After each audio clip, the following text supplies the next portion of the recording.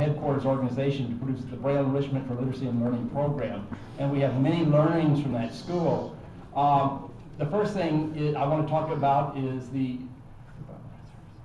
how to find local resources. And what I don't think the NFB has done that well, and I certainly haven't done it all, is realize how many local resources there really are.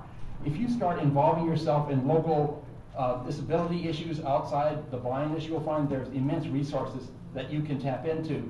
I've started going to meetings of the Houston Commission on Disabilities, and from that I learned about the Mayor's Office for People with Disabilities and the various recreation centers devoted totally to disabilities, and that's where we got our site for free last summer. And also good relations with the Lighthouse of Houston, and that's where we're getting a lot of our resources this summer too. All right, so what I'm saying is get involved in your other disabilities locally outside the blindness field, and you'll find there's just huge resources you can get a hold of. The second thing is considering recruiting of volunteers. I made some mistakes, a lot of mistakes.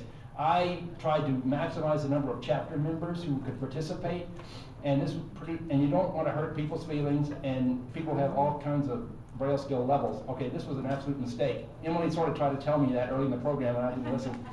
Now we know. Okay, next summer, we'll put one or two of our chapter volunteers in the classroom. They're going to have very good Braille skills and be able to come for most of the time, because that's what we need, Braille skills and to be able to come into the classroom. Also, people blind and partially sighted or sighted with really good skills, outside skills, like music. We had immense help from various people who had music skills and other areas of blindness. Okay, one thing we were surprised to learn is how, I'm also going to say there's a huge role for sighted people in this program too, for two reasons. One, shopping. Richard, I went to, quote, assist Richard Gibbs, unquote, on a shopping expedition once. And after that, I handed him our chapter debit card and said, take care of this. And I just paid the bills. Sighted, that's blind, until I would say radio frequency identification chips get installed and everything. The blind just can't shop like the sighted, period.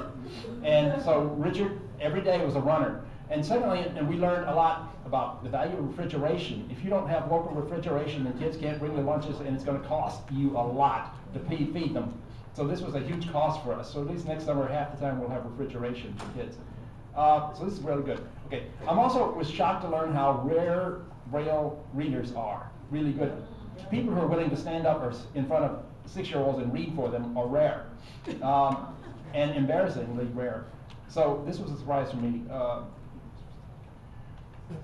Okay, a lot is good planning. I want to give immense